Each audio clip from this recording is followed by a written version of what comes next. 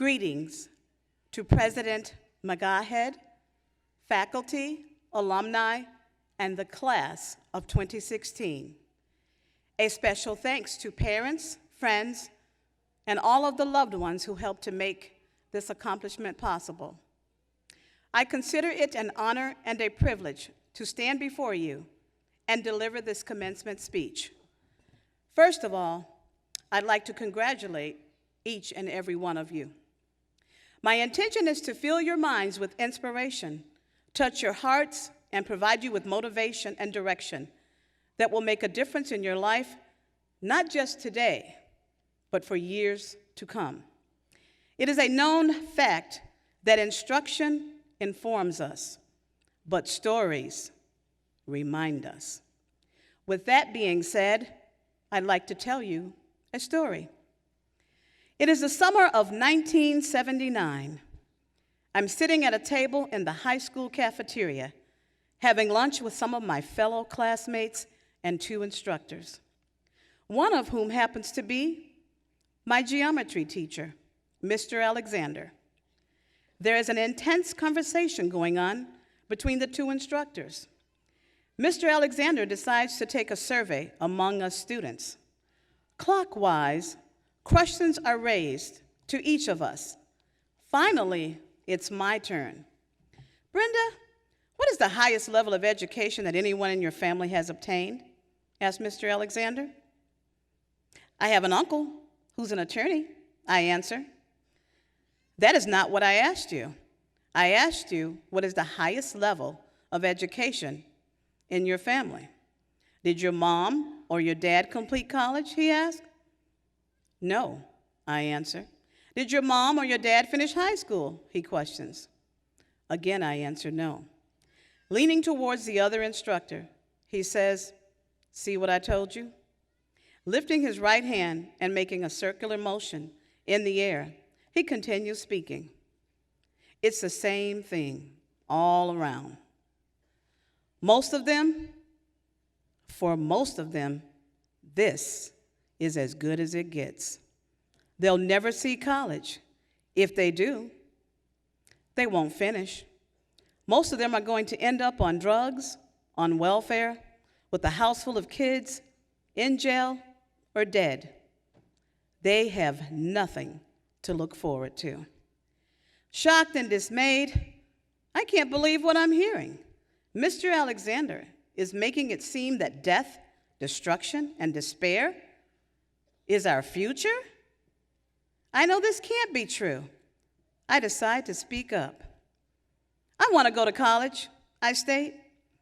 The conversation stops. Mr. Alexander turns his face towards mine. You'll never make it.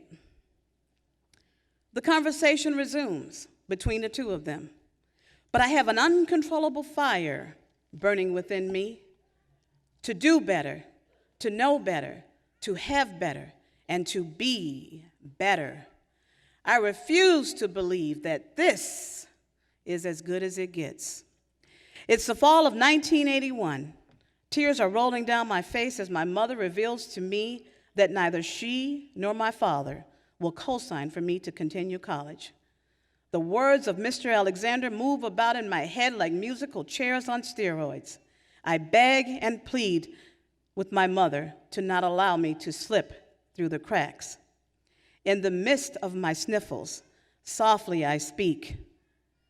I can't continue college if you don't co-sign for me. You don't understand. I want to be somebody. I want to do something with my life. I want to make my life count. Please help me, please, I cry. My father yells from the other room, do you think you're better than me and your mama? Forget school. Get married and have babies like she did. The decision is final. But I have an uncontrollable fire burning within me to do better, know better, have better, and to be better. I refuse to believe that this is as good as it gets and that I'll never make it. It's the summer of 1990. My job is now more demanding than ever. Several exams and longer hours fill my plate. I'm just barely completing my second semester at school, and again, I have to put my education on hold. But I have an uncontrollable fire burning within me to do better, know better, have better, and to be better. I refuse to believe that this is as good as it gets and that I'll never make it. It's the summer of 2012. I am now 50 years old. Despair, disappointment, and discontentment are among my closest of friends. My cup runneth over. I realize that I need change. I know that if I continue to do the same things that I've always done, I will continue to get the same results. I know that growth demands change. I must change my position. I find myself standing in front of the entrance of National Louis University. I make my way to the enrollment office. It is here that I meet a woman who will utter words that will change the course of my life. Miss Anna Figueroa, an enrollment specialist.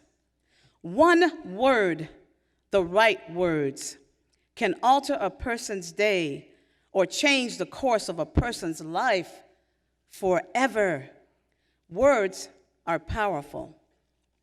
They can build or they can demolish. They can inspire and encourage or discourage and destroy. I approach Miss Figueroa's desk, my eyes drowning in tears. I say to her, I need to feel better about myself. I need help. I need change. And I'm not sure where to start.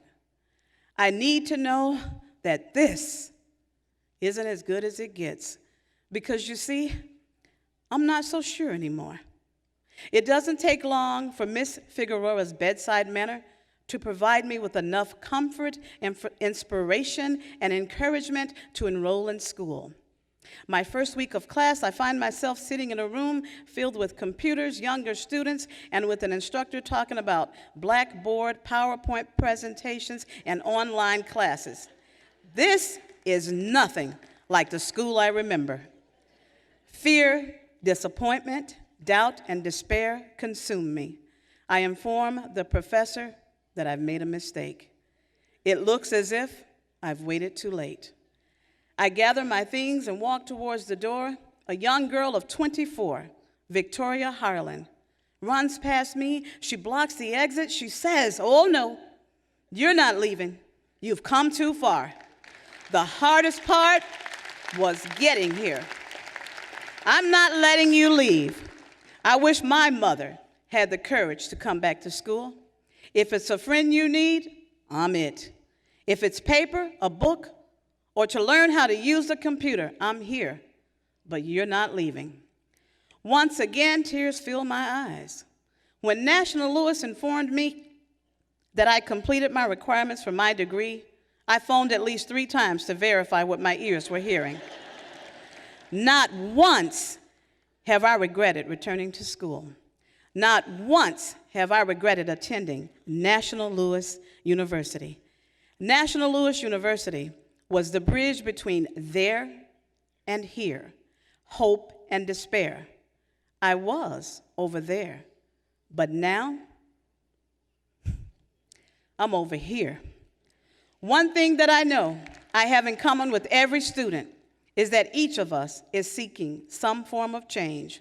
We all want to change something, if only ourselves. Growth demands change.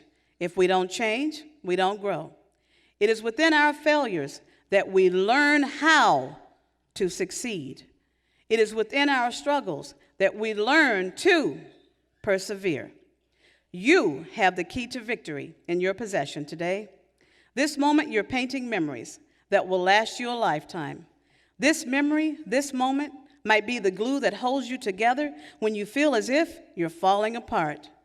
It might be the strong tower that you need to lean upon when you're not feeling so strong. Tuck this memory away in a safe place so you can pull it out when you find that you've strayed the course of hope. You must remember this day tomorrow. You must maintain a spirit of hope. I often compare myself to a cactus, though I'd much rather be compared to a rose. For 28 years, I've worked at a job dominated by men. It hasn't been easy. I was one of only a couple of women for years. Though difficult, 28 years later, I am a survivor. I am victorious.